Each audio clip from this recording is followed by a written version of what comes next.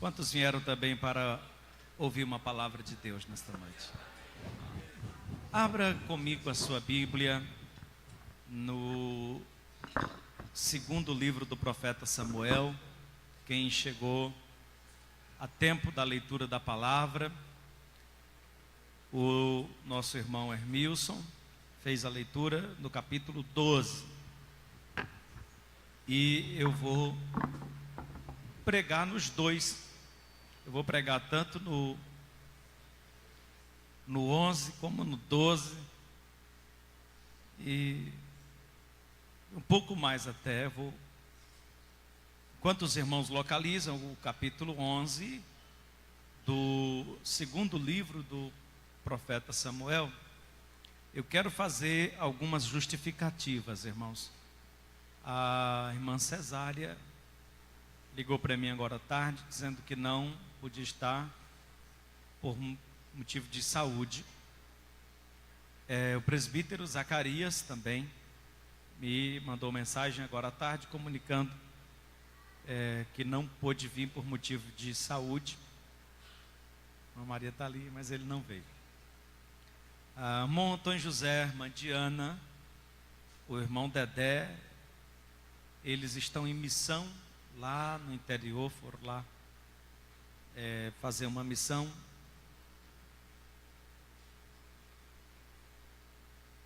E o irmão Arlindo e a irmã Manu, a Manu hoje sofreu uma dor muito forte e foi para o hospital, voltou, foi medicada e voltou de novo. Então, essa é a razão porque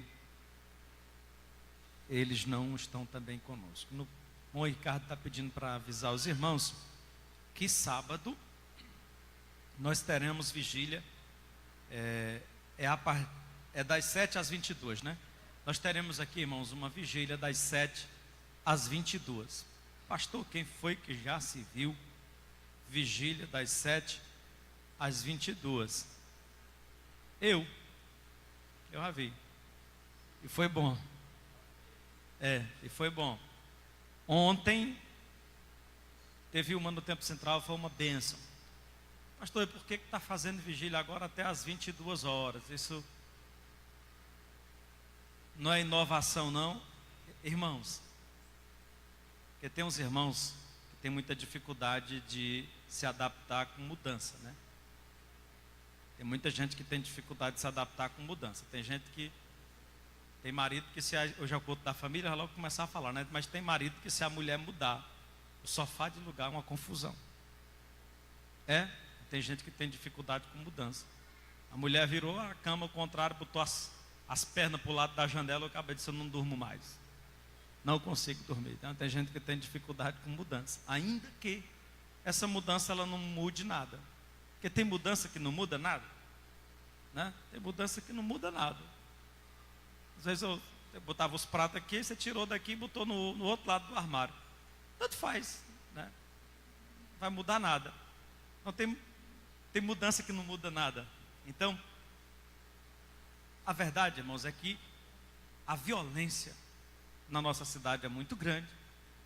E isso tem sido uma forma que nós encontramos de termos um momento de oração, em que a gente consiga transitar dentro de um horário relativamente mais tranquilo, né?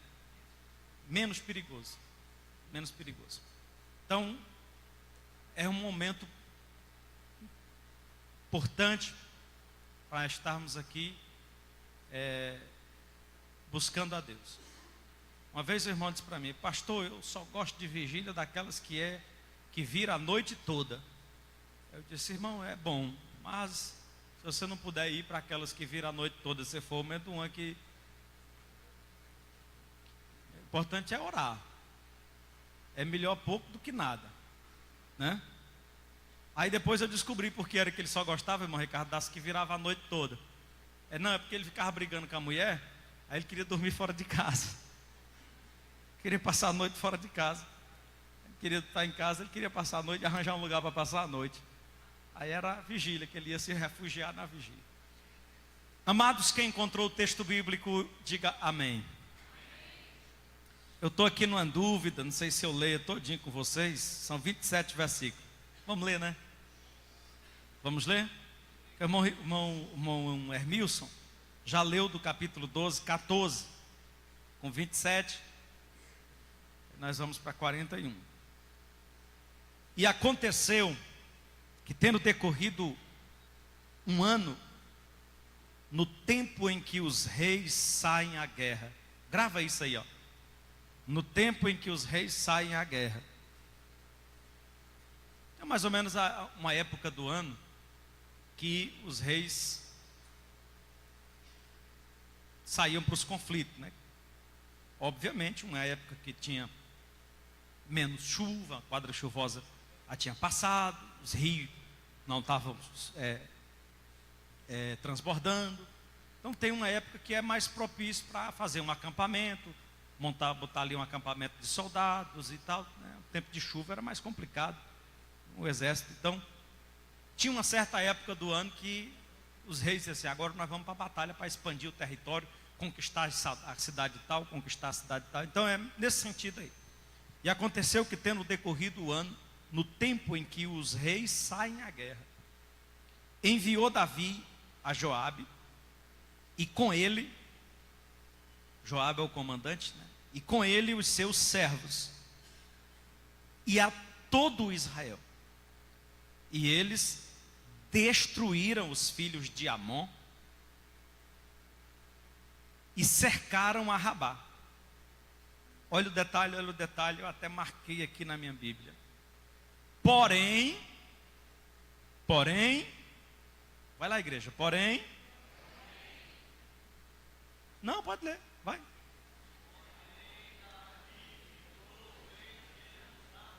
Porém, Davi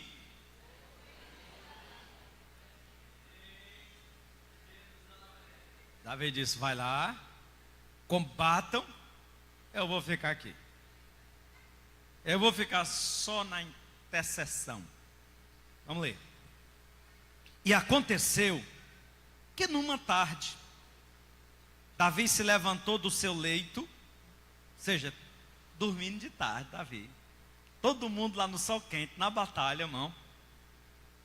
Tu imagina, irmão, 2 horas da tarde, 3 horas da tarde, soldado no meio um deserto daquele ali, vestido dentro de uma couraça quente, e o rei em casa, dormindo. Aí ele levantou, imagina a cena, consegue imaginar? Ele levantou do seu leito e andava, o que diz o texto? Ele andava passeando no terraço da casa real. E viu do terraço uma mulher que se estava lavando, se asseando, né? E era esta mulher muito formosa à vista. Dá uma pausazinha aí antes da gente ir para o 3, que eu vou lendo e comentando algumas coisas que quando eu voltar eu vou só fazendo a aplicação. Dá só uma observação sobre essa mulher, né? Porque você fica assim pensando, falou assim: rapaz, essa mulher não tinha, o que essa mulher estava fazendo, exposta assim? Como é que essa mulher estava? O que levou essa, né? Irmãos, a lei judaica, ela determinava que uma mulher no seu ciclo menstrual, ela tinha que ser afastada do convívio, porque isso era considerado como algo imundo. Você vai ver isso no texto. Então essa mulher, ela era tirada e ninguém podia nem tocar. E quando falando de tocar, não é ter relação não, era tocar mesmo. Era tocar. Ela ficava num arraial fora da cidade, aonde estavam também as outras mulheres, e lá ela cumpria o período da sua menstruação, ou seja, 4, 5 dias, o tempo que fosse. Uma vez que a menstruação ia embora, ela voltava para a cidade para tocar sua vida normal e tinha um ritual. E esse ritual envolvia, antes de entrar na cidade, tinha umas talhas, que você vai ver João falando sobre isso lá em João, capítulo 2, no milagre do Caná da Galiléia, diz que tinha umas talhas em que os judeus usavam para a purificação. Umas talhas. Eu vou tentar fazer os irmãos imaginar aqui mais perto. Vocês já viram alguém pegar um anel, daqueles anel de fazer cacimba, aí cimenta ele assim e faz um tanquezinho de água, assim, de anel? Já viram aquele? Pronto, é algo parecido com aquele dali. Era uma vasilha, uma chamada de talha. Ali as mulheres faziam o seu asseio, depois elas iam ao templo, apresentavam-se ao sacerdote, ofereciam um sacrifício, e aí concluía o seu processo de purificação. E ela voltava para casa. De tal modo, irmãos, que uma mulher que estava se lavando, Jean, cumprindo um ritual de purificação, que para ela aquilo era feito como um ato de fé e obediência ao mandamento, pode-se dizer que essa mulher, ela estava fazendo o seu culto. Vocês concordam comigo? Ela estava fazendo o seu culto. Então não olhem para essa mulher como uma vadia que estava ali se exibindo, pegando um bronze. Tem nada disso. Ela não estava ali pegando um bronze. Que eu já vi pessoas dizer assim: não, Betseba estava lá na laje, pegando um bronze. Não, ela não estava na laje pegando bronze. Ela estava cumprindo o mandamento. Cumprindo o mandamento. Ela estava fazendo um ato religioso e um ato de fé. Para ela é um ato de fé. O problema aqui não está nela, não. O problema aqui está no Davi mesmo. Vou continuar a leitura. Eu precisava falar isso para vocês sobre ela. Vou ler de novo o 2. E aconteceu que numa tarde Davi se levantou do seu leito e andava passeando no terraço da casa real, quando viu do terraço uma mulher que se estava lavando. E era essa mulher muito formosa à vista. E mandou Davi indagar quem era aquela mulher. E disseram: porventura não é Batseba, filha de Eliã, mulher de Urias o heteu? Então Davi enviou mensageiros, parece coisa de adolescente, né, irmão? E mandou trazê-la. Ela veio, vírgula, volta aqui, falou: pastor, por que ela foi? Ela devia não ter ido, irmão, é o rei que está mandando chamar. Né? A cultura era outra, né? O poder de decisão da mulher nessa cultura aqui era insignificante. E é o rei que está mandando chamar. Então ela vai, ela também não tem ideia da maldade dele, ela vai. E ele se deitou com ela. Aí está escrito aí, ó, veja aí, está entre parênteses. E ela se tinha purificado da sua imundícia. É exatamente o que eu acabei de dizer. Ela estava vindo de um ritual de purificação. Tinha acabado de concluir. Estava no momento certo para engravidar. Então, voltou ela para sua casa. Versículo 4. Escute, 5. E a mulher concebeu e mandou dizer a Davi: estou grávida. Eu estou no versículo 5. Então Davi mandou dizer a Joabe: envia-me Urias, o heteu, que era o marido dela, né? E Joabe enviou Urias. Urias estava na guerra, lá na batalha, com o Joabe, o comandante. Vindo, pois, Urias a ele, perguntou Davi como passava Joabe, como estava o povo e como ia a guerra. Depois disse Davi a Urias: desce à tua casa, lava os teus pés. E saindo Urias da casa real, logo lhe foi mandado um presente à mesa do rei. Porém Urias se deitou à porta da casa real, com todos os seus servos, ou com todos os servos do seu senhor, e não desceu à sua casa. Davi disse: Urias, meu filho, vá para casa, durma, né? Vá lá, durma, passa a noite em casa. Amanhã tu volta para a guerra. Aí Urias não foi. Chegou no pé da porta do rei, ele só dormia aqui mesmo. Deitou lá, uns mendigos, todo mundo que estava lá, e dormiu. Versículo 9. Versículo 10. Fizeram saber isso a Davi, dizendo: Urias não desceu à sua casa. Então disse Davi a Urias: não vens tu de uma jornada? Por que não desceste à tua casa? E disse Urias a Davi: a arca, Israel e Judá ficaram em tendas. A arca da aliança, Israel e Judá ficaram em tendas. Joabe, meu senhor, e os servos do meu senhor estão acampados no campo. E hei eu de entrar na minha casa para comer e beber e para me deitar com minha mulher. Irmãos, que lição, hein? Pela tua vida e pela vida da tua alma, não farei tal coisa. Vamos comentar isso aqui, não?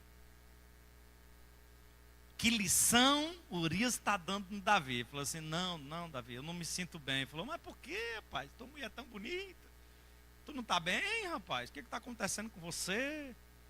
Né? Você está vindo de uma jornada, eu mandei te chamar para casa. Falou: não, rei, eu não acho justo. Eu não acho justo. Os meus companheiros de farda estão tudo acampado. Nenhum deles está lá com a esposa. Joabe está lá também sem esposa. Eles estão tudo lá para a peleja. E eu vim aqui e me comer, me divertir. Não acho justo, não. Eu não vou fazer isso, não. Irmão, e Davi, irmão? Davi estava dormindo de tarde, passeando pelo terraço e cobiçando as mulheres ali. Tu entende o tamanho da lição que esse cara está dando em Davi? Continuar. Onde é que eu estava mesmo? Versículo 12. Então disse Davi a Urias: demora-te aqui ainda hoje, e amanhã te despedirei. Urias, pois, ficou em Jerusalém aquele dia e o seguinte. E Davi o convidou, e comeu e bebeu diante dele, e o embebedou. Davi disse: eu vou embriagar esse cabra. À tarde saiu a deitar-se na sua cama com os seus servos, ou com os servos do seu senhor. Porém não desceu à sua casa. Irmão, Urias embriagado tinha mais sanidade do que Davi, sem estar embriagado. Sucedeu que pela manhã, Davi escreveu, aqui é cruel, irmão, aqui é cruel. Davi escreveu uma carta a Joabe e mandou a carta pelo Urias, pelo próprio Urias. Na carta estava escrito assim: ponham Urias na frente da maior força da peleja e retirai-vos de detrás dele, para que seja ferido e morra. E aconteceu, pois, que tendo Joabe observado bem a cidade, pôs Urias no lugar onde sabia que havia homens valentes. Davi escreveu uma carta, fechou, disse: olha, não abra essa carta, só entregue para Joabe, não pode abrir. Fechou a carta, entregou. Urias, fiel, botou a cartazinha no bolso, correu, chegou lá: Joabe, meu senhor, o rei mandou uma carta para você. Joabe, o comandante, abre, está escrito lá, diz: mate esse cabra. Cruel, irmão. Continua a leitura. Versículo 17. Saindo os homens da cidade e pelejando com Joabe, caíram alguns do povo, dos servos de Davi, e morreu também Urias o Heteu. Então enviou Joabe e fez saber a Davi todo o sucesso daquela peleja.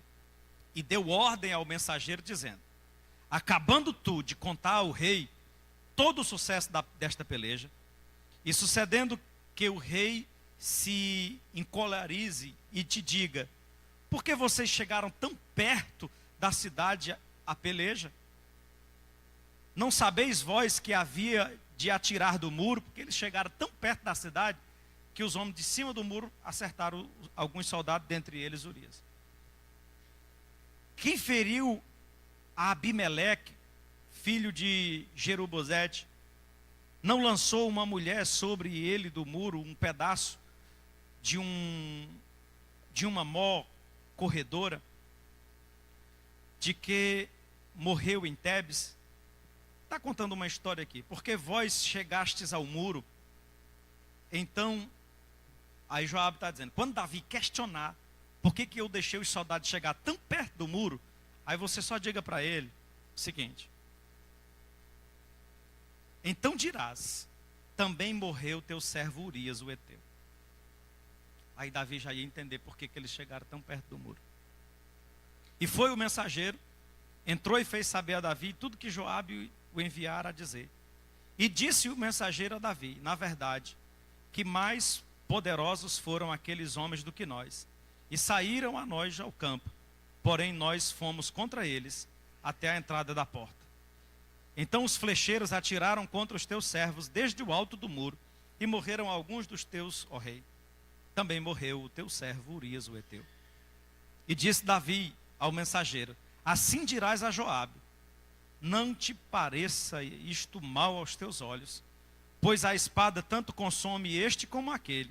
Esforça a tua peleja contra a cidade e a derrota. Esforça-o tu assim. Ouvindo, pois, a mulher de Urias, que Urias seu marido era morto, lamentou a seu senhor. E passando o luto, Davi o recolheu em sua casa e lhe foi por mulher, e deu-lhe à luz um filho. Porém estas coisas que Davi fez pareceu mal aos olhos do Senhor. Amém, irmãos? Quase 20 minutos só na leitura. Mas a leitura comentada, né? Eu já fiz aqui alguns comentários.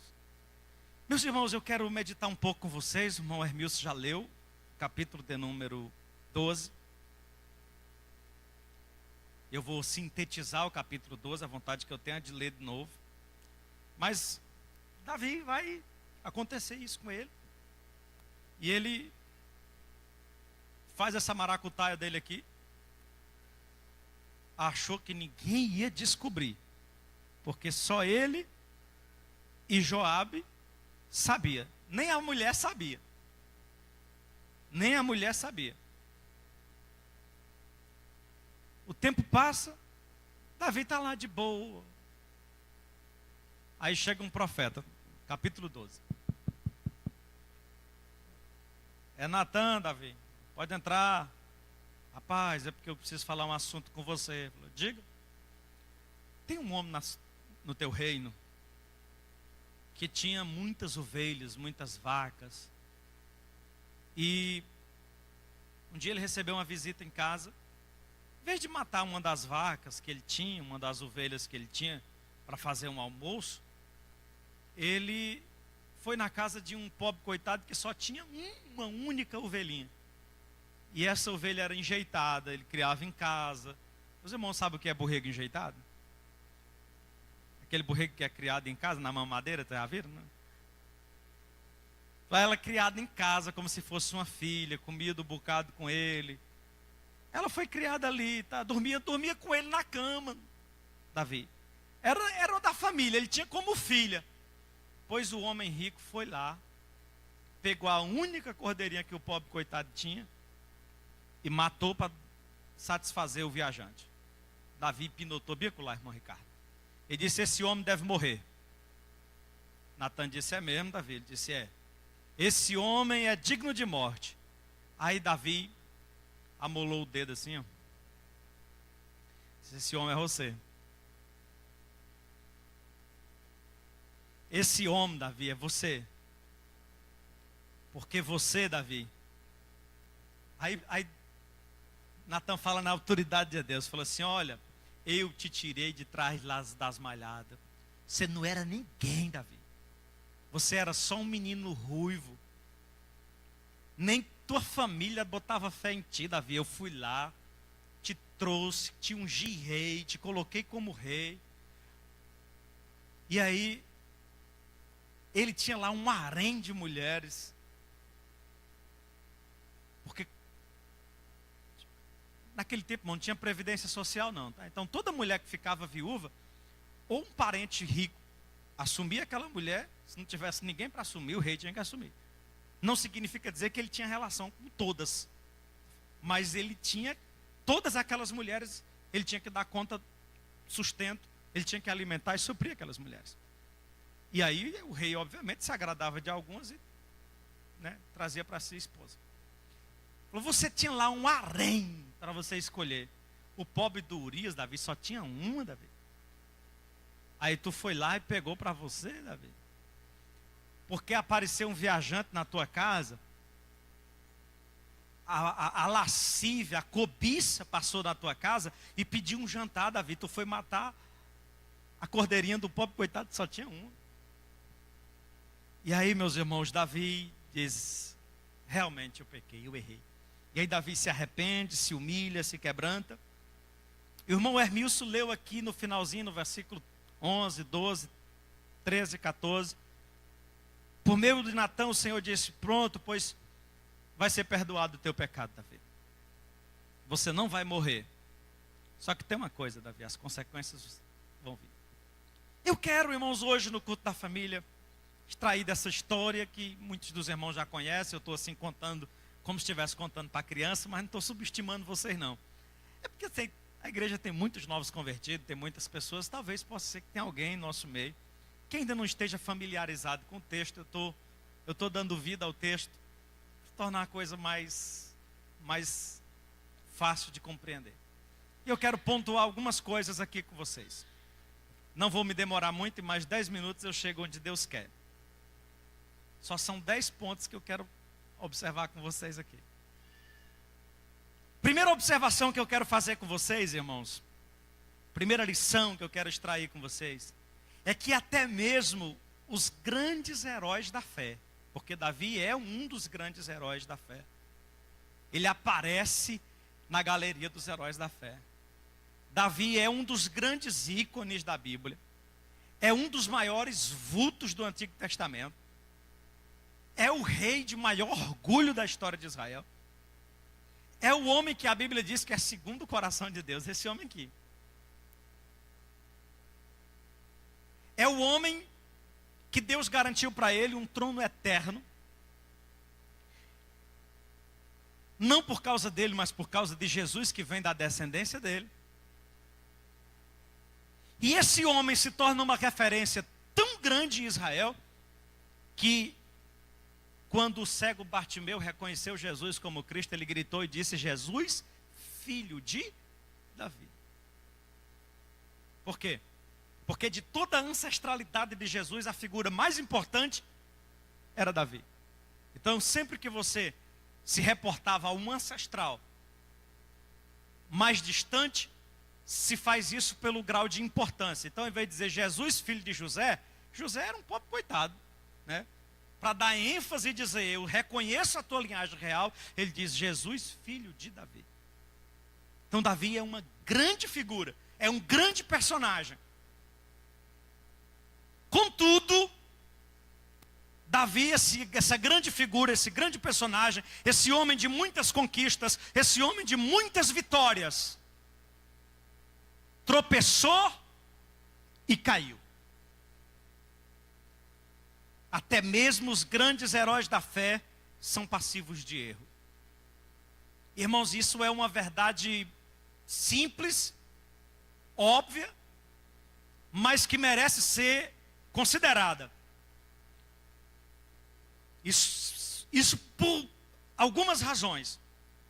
Primeiro, porque tem algumas pessoas que tendem a venerar os homens, como se esses não fossem passivos de erro. Às vezes cria uma ideia muito romântica, aquela ideia do mito fundante, como se esses homens não fossem passivos de erro.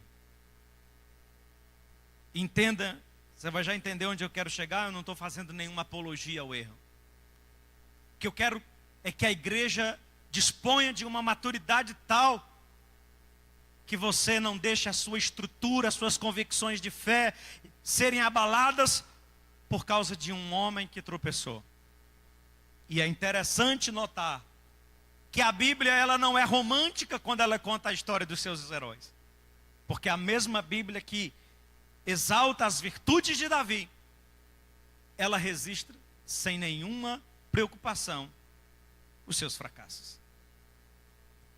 A Bíblia não tem nenhum problema, irmão. Nós é que temos esse problema de às vezes ficar romantizando a história. Não, pai, não vamos falar desse assunto aqui não, porque esse assunto é um assunto delicado. Não, rapaz, isso aqui, daí a gente fica às vezes tentando vender a impressão, a imagem. A Bíblia não tem problema com isso. Ela trata a realidade dos seus homens nua e crua. Por um outro lado, é importante pensarmos sobre essa verdade, meus irmãos, porque isso nos põe em uma condição de alerta e vigilância. Davi já era um homem velho. Davi já tinha netos, Davi já tinha filhos grandes, adultos, casados. Davi já não era mais um garoto, irmãos. No entanto, Davi se sentiu atraído, caiu, tropeçou, pecou. E teve uma queda tão trágica. Isso serve de exemplo para nós. Meus irmãos, minhas irmãs, vigiemos. Vigiemos, porque até os grandes heróis da fé são passivos de erro. O que a Bíblia diz a esse respeito? Olha, tu que está em pé, cuidado para que não caia. Você pode reproduzir essa frase enquanto eu bebo água? Dê um toque na pessoa que está perto de você e diga assim: tenha cuidado para não cair.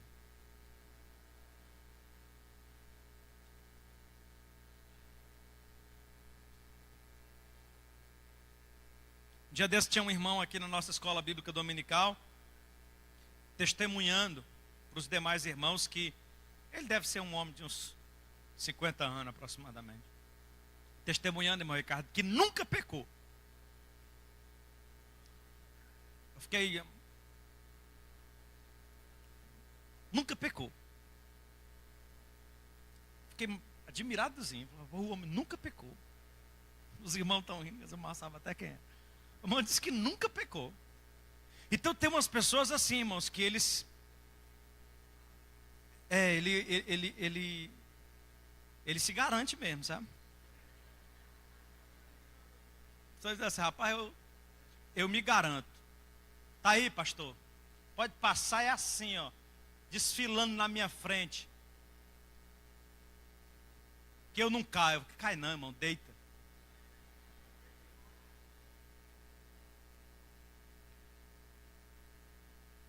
Quem entendeu até aqui, diga amém. Amém.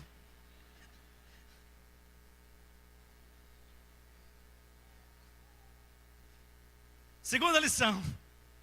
Vocês não vão rir que eu vou entrar em crise de riso aqui. Segunda lição. O fracasso espiritual não é um ato, e sim um processo. O Davi não caiu. O Davi não caiu quando ele acordou de tarde, se espreguiçou e saiu olhando na varanda, não. O melhor, ele não caiu quando ele mandou chamar ela. Sabe quando é que Davi caiu? Davi caiu quando ele mandou os soldados para a guerra e ele não foi. A queda de Davi começou lá atrás, irmão. Não é um ato, é um processo. Davi só chegou a esse ponto porque ele já havia, irmão. Lá no meu interior tem uma expressão, não sei se os irmãos conhecem, mas eu tenho que parar com esse negócio de ficar falando coisa do interior, né? Mas lá no meu interior tem uma expressão que o pessoal fala para quem se desequilibra. O pessoal diz que a pessoa sai catando mamona. Tu conhece aí lá no interior? Tem isso daí? Tem? Vocês conhecem essa expressão? Catando mamona. A pessoa sai desequilíbrio e sai assim, né? Com as mãos pelo chão. Fala, pá, o fulano ia catando mamona e caiu lá na frente. Vocês nunca ouviram isso, não, irmão? Ouviu, né, Tiago? Tiago só quer ser da roça. Pois é, o irmão Davi já vinha catando mamona há muito tempo. Ele já vinha de ladeira abaixo, ele já vinha lá de antes. A queda e o fracasso espiritual, irmão, é um processo. É um processo que às vezes começa com desânimo. Começa com a aparência de preguiça, assim, sabe? Não, estou com vontade de ir. Não, acho que hoje eu vou ficar online mesmo. Rapaz, hoje eu estou tão cansado, eu não vou orar não. Acho que hoje eu vou orar deitado mesmo.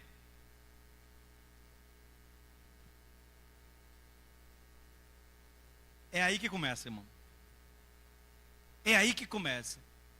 É quando perdemos o desejo pela leitura da palavra, quando começamos a perder o desejo pela oração, quando começamos a perder o desejo pelos cultos, quando começamos a perder o prazer de estar empenhado na obra de Deus, é quando começamos a perder o desejo de estar na linha de frente da batalha, e a gente começa a dar desculpa, e botar um e botar outro, e dizer, não, eu não quero. É quando a gente começa a rejeitar os cargos, as funções, é quando a gente começa a dizer assim, não, eu quero me esconder um pouquinho ali, eu não quero problema para a minha cabeça, sabe? É Davi. Quem está entendendo, diga amém. Davi já vinha num processo. O texto é claro, diz que no tempo em que os reis iam para a guerra, Davi enviou Joabe, os seus servos, Israel e Judá. Eles foram todos contra os filhos de Amon, porém Davi ficou em Jerusalém.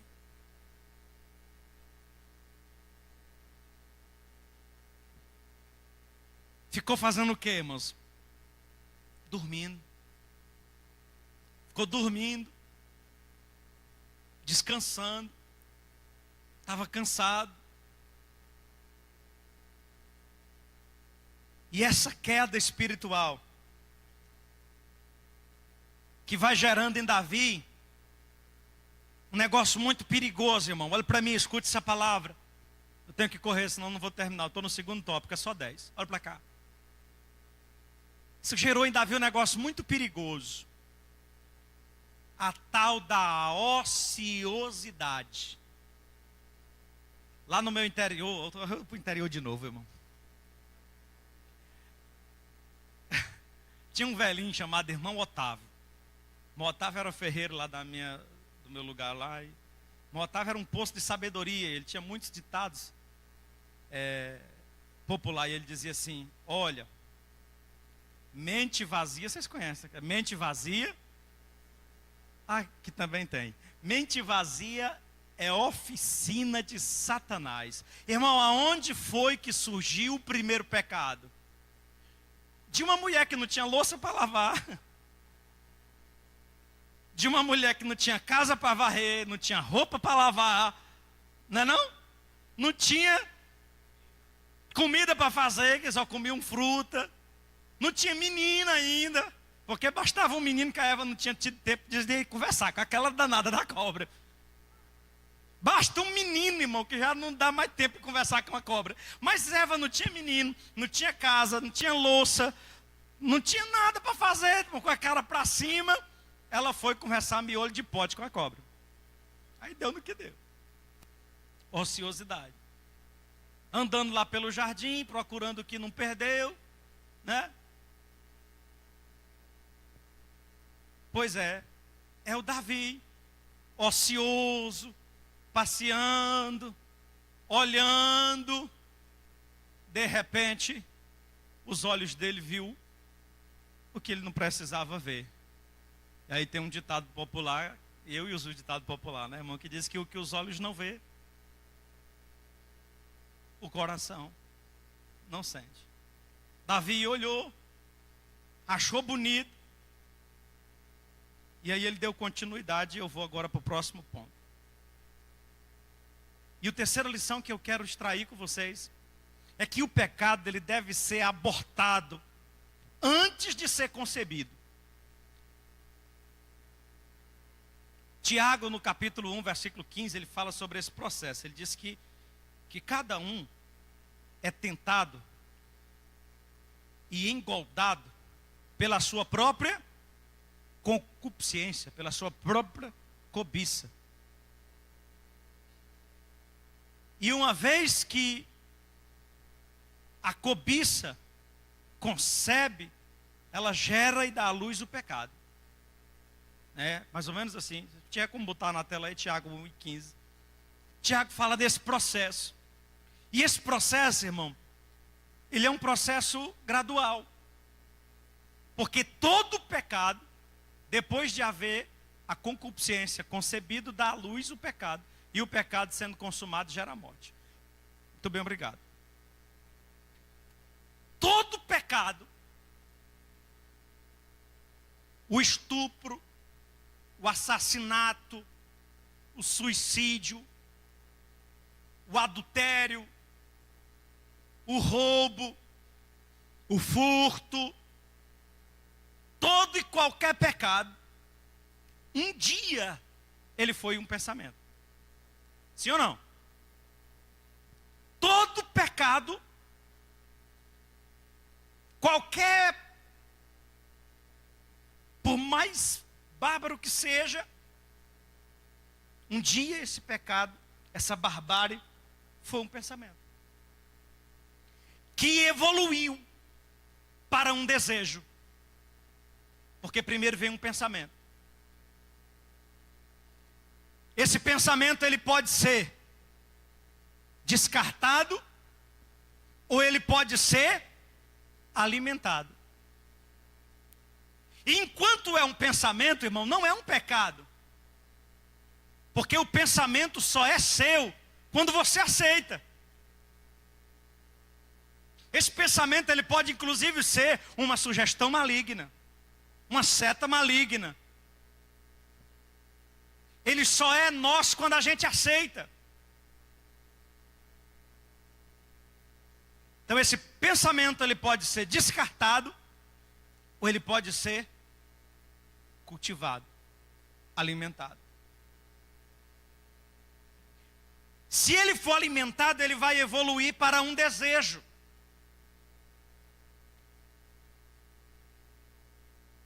De um desejo, ele pode evoluir para um ato. E de um ato, ele pode evoluir para um arrependimento. Então, o pecado, ele se dá através de um processo. Davi olhou, achou bonito. Ele poderia ter voltado para dentro e ter ido orar. E dizer, Jesus, ele não conhecia Jesus ainda, né, irmão? Só pela fé. Ele poderia ter dito assim, Senhor, limpa os meus pensamentos. Como Jó orou, né? Ele voltar lá e orar, não. Ele voltou, chamou um dos servos. Pai, tu sabe quem é aquela mulher? Vendo como Davi estava carnal, irmão? Você está vendo como Davi estava carnal? Davi estava parecendo homem do mundo, irmão. Davi estava parecendo homem do mundo.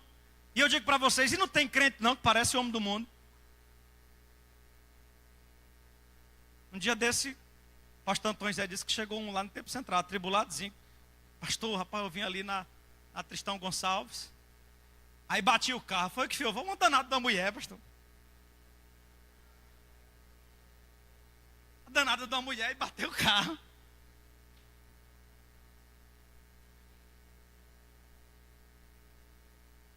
Mas tem, irmão.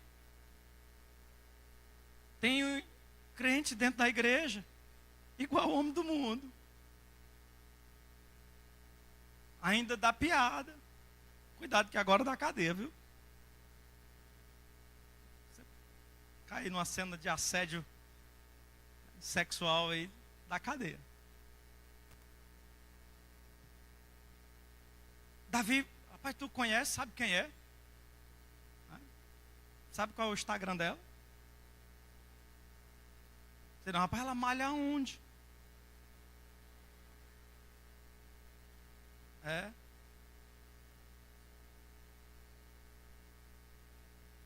Davi, irmão. Aí, é casada? Falou, é a mulher de Urias, teu servo, teu soldado. Conheço o pai dela, como é o nome do pai dela? Tem o pai dela aí também. Eliã, é a filha de Eliã. Falou, Davi, rapaz, manda chamar ela para vir jantar aqui em casa hoje. Davi estava carnal, irmão. Davi estava carnal. Ele foi alimentando os seus pensamentos. Por isso que Jesus, irmão, já nos advertiu. Ele diz, ó, ensinar uma coisa para vocês. É um antídoto contra o pecado. Quando você se irá contra o seu irmão, você tem aquela revolta dentro de você, tu já se considere um assassino. Porque a única coisa que distanciou você do assassinato foi a oportunidade. Você já se culpe como se você fosse um assassino. Falou, Senhor, mas isso é muito pesado. Falou, pois é.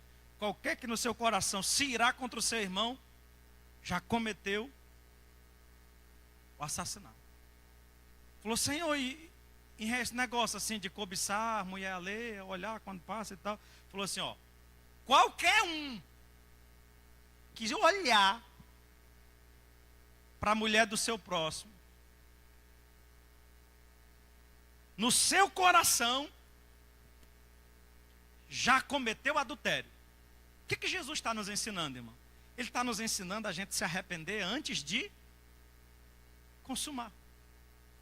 Antes de cometer. Então, fica a dica. Não deixe para se quebrantar, nem para confessar, para se arrepender, depois de cometer. Irmão, a hora de jejuar é na hora que você está tendo dificuldade de controlar os olhos, é na hora que você está tendo dificuldade de controlar os desejos, é na hora que... Falou, rapaz, eu estou muito carnal, estou precisando fazer uma semana de jejum. Aí você entra numa semana de jejum para sacrificar e mortificar a carne. Guarde a outra coisa no seu coração. Gente, se a gente tivesse o hábito de confessar fraqueza, nós não precisaríamos confessar pecados. Guarda essa palavra. Se nós tivéssemos o hábito de confessar fraqueza, nós não teríamos a necessidade de confessar pecado. O problema é que o sujeito está fraco, ele não está conseguindo vencer, ele não está tendo força para jejuar, ele não está tendo força para orar, e às vezes ele tem vergonha de pedir ajuda. De chegar para uma pessoa e dizer assim, irmão, eu estou me sentindo tão tentado, eu estou numa situação, e está assim, a minha carne está tremendo, faz uma corrente de oração por mim aqui, vamos orar, me ajude em oração, eu estou tendo dificuldade comigo mesmo. Isso poderia evitar tanta coisa, irmão. Quem está entendendo, diga amém. Agora eu falei amém. Quarto lugar. Quarta lição que eu quero compartilhar com vocês. Não dá para consertar um erro com outro. Vamos repetir essa frase? Dá para começar cantando o hino das meninas lá em cima. Diga comigo. Não dá para consertar um erro com outro. A mulher manda um recado para Davi. Disse, Davi, deu positivo o teste. Aí Davi disse, não acredito. Pensão alimentícia, agora dando. Não tinha, né, irmão? Aí Davi diz assim, rapaz, eu tô com uma ideia. Aí ele manda chamar Urias. Fala assim, rapaz, eu vou botar Urias para ir dormir em casa. Como ele está vários dias sem aparecer em casa, ele vai dormir com a mulher. Depois eu mando ele voltar. Quando ele voltar da guerra, a mulher está grávida, ele vai pensar que o menino é dele. E aí acabou o problema. Essa era a ideia do Davi. Malicioso não, né? Todo. Essa é a ideia do Davi. Não deu certo. O Urias disse que não ia para casa e ficou na calçada. Se o Amado Batista tivesse ficado sabendo dessa cena, ele tinha feito uma música do Corno da Calçada. Mas ele ficou na calçada. Davi embriagou ele, arranjou todo jeito. Não tem jeito, o homem não vai para casa. Não vai para casa. Aí Davi manda uma carta. Fala, agora eu vou dar um jeito de que ele morra na batalha, porque aí ninguém vai saber que não foi eu que matei. Eu não matei. Só mandei matar. Irmão, Davi agora já vai no terceiro erro seguido, irmão. Primeiro, ele comete adultério. Depois, ele tenta enganar o próximo. Depois ele comete um assassinato premeditado, friamente calculado. Vocês entendem a gravidade disso? E aí, meus irmãos, fica a lição. Não dá para consertar um erro com outro. Todo ser humano é passivo de erro. O problema, meu irmão, é errar, dar a cara a tapa e fazer a coisa certa.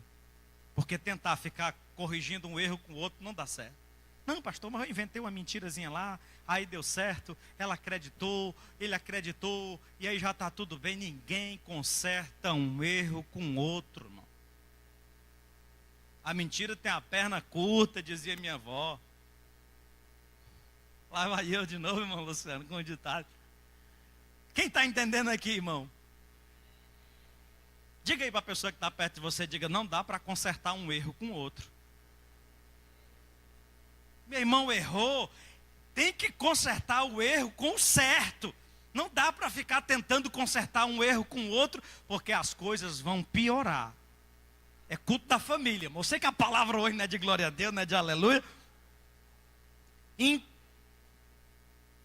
quinto lugar, isso aqui eu passo rapidamente, é praticamente para citar. Mas você já viu aquela frase, é tema até de um filme. Não tem crime perfeito. Isso é uma verdade. Não tem crime perfeito. Não tem crime perfeito. O pessoal que gosta daquelas séries, né, do CSI, investigação criminal, aquele negócio todo. Não tem crime perfeito, irmão. Porque a Bíblia diz que não há nada oculto que não seja revelado. Vai vir à tona.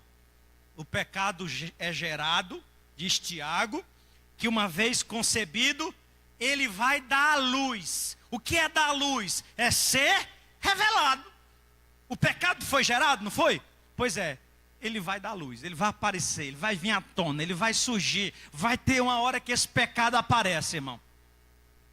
Vocês lembram quando Davi chora arrependido no Salmo 51, sobre esse assunto, o que é que ele diz para Deus? Ele diz, Senhor, o meu pecado está todo dia diante de mim. Todo dia, ele diz, todo dia o meu pecado está diante de mim. Por quê? Porque a consciência dele estava carregada. Sexto lugar. Tempo, diga comigo, tempo. Estou terminando a mensagem, diga tempo não apaga pecado. Bota debaixo do tapete. Não, já passou. Passou não, meu irmão. Tempo não apaga pecado. Sabe o que apaga pecado? É o sangue de Jesus.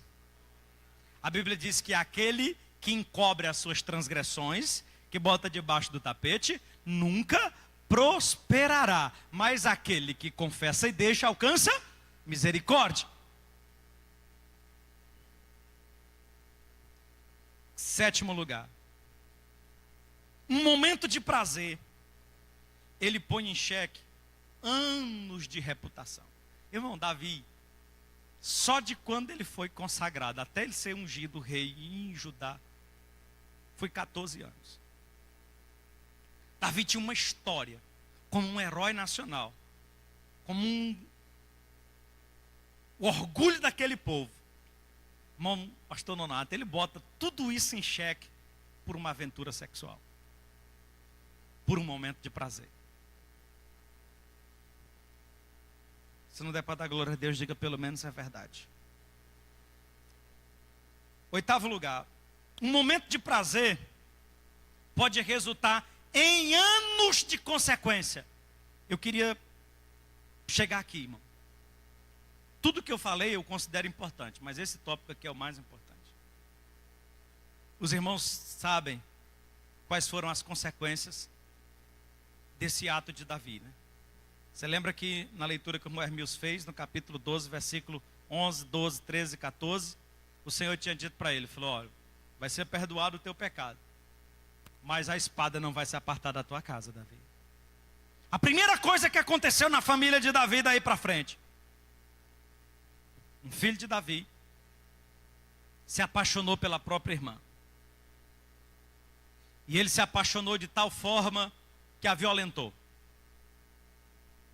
E o pior de tudo é que foi uma coisa tão diabólica que quando ele terminou de violentar a menina, ele criou um nojo tão grande dela, que a Bíblia diz que o nojo que ele tinha por ela era maior do que o amor que ele tinha antes.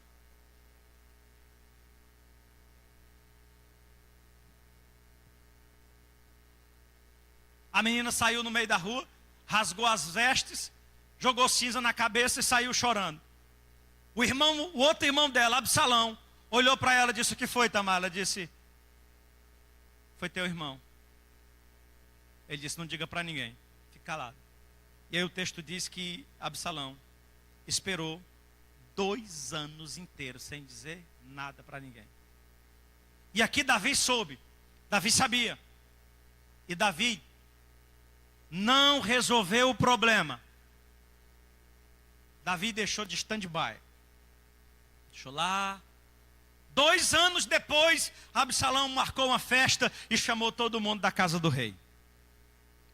Estava todo mundo na festa quando Amon já estava um pouco embriagado, que era o irmão dele que tinha violentado a moça.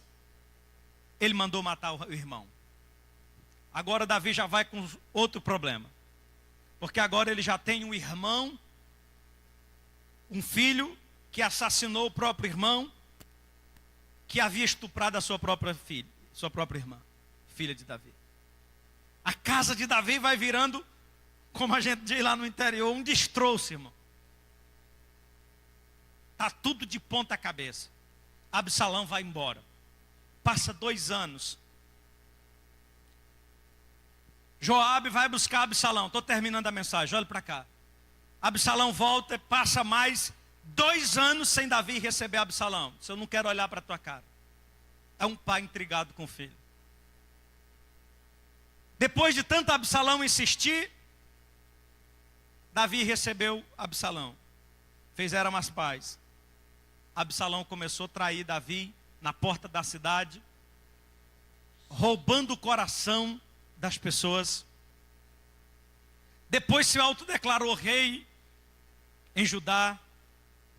Depois veio contra Jerusalém e Davi teve que fugir da cidade, porque Absalão veio para tomar o trono.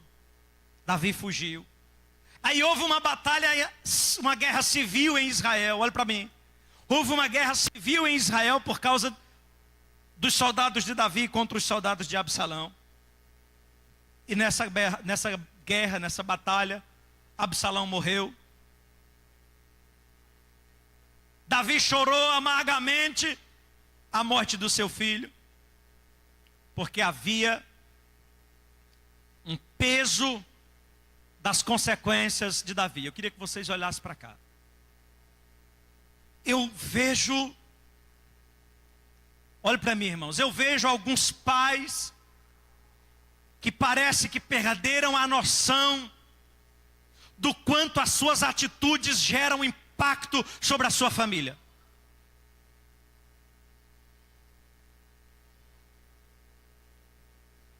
Davi, por causa de um momento de prazer, ele colheu anos de consequência. E às vezes por causa da obstinação, da lascívia, da cobiça, na busca por um momento de prazer, por uma aventura sexual. Tem pessoas que parecem perder a noção do impacto que isso causa sobre a família, sobre os filhos.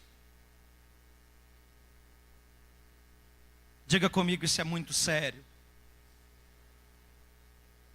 Davi não tinha ideia, meus irmãos, do quanto ia custar caro para ele aquela aventura. Davi não tinha ideia do quanto ia custar caro para ele aquele momento. E eu queria terminar, o Ministério do Louvor já está aqui, eu queria que vocês ficassem de pé. Dizendo para você que, em último lugar, eu queria que você terminasse repetindo comigo. Terminei em cima do horário aqui, mas eu vou fazer o que tenho que fazer. Queria que vocês viessem para cá, pode vir para cá. Irmãos, eu quero que vocês, pode soltar as mãos aí, fiquem em pé, para dar a impressão que está terminando.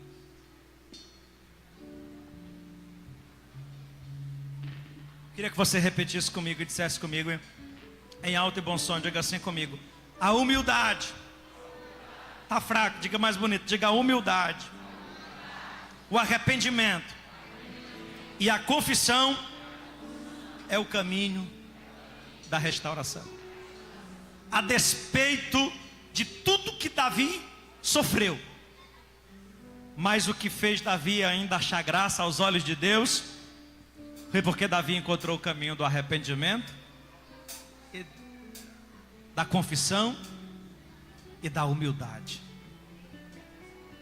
Queria só que você colocasse aí, Gui, na tela, o Salmo 51, para a gente terminar, vendo a oração de arrependimento de Davi. Vocês podem ficar aqui, pode subir, vem para cá. Leia comigo, meus irmãos, e a gente encerra aqui. Hoje é domingo. Tem misericórdia de mim, ó Deus, segundo a tua benignidade. Apaga as minhas transgressões, segundo a multidão das tuas misericórdias. Lava-me completamente da minha iniquidade e purifica-me do meu pecado. Porque eu conheço as minhas transgressões e o meu pecado está sempre diante de mim.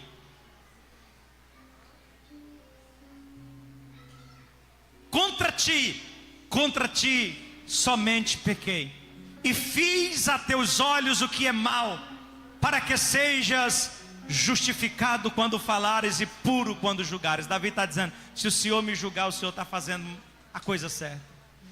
Eis que em iniquidade fui formado e em pecado me concebeu minha mãe. Davi está dizendo, eu peco desde menino. Eis que amas a verdade no íntimo e no oculto me fazes conhecer a sabedoria. Olha que palavra linda, irmãos. Davi está dizendo, purifica-me com isopo e ficarei puro. Lava-me e ficarei mais alvo do que a neve. Faz-me ouvir júbilo e alegria, para que gozem os ossos que tu quebrastes.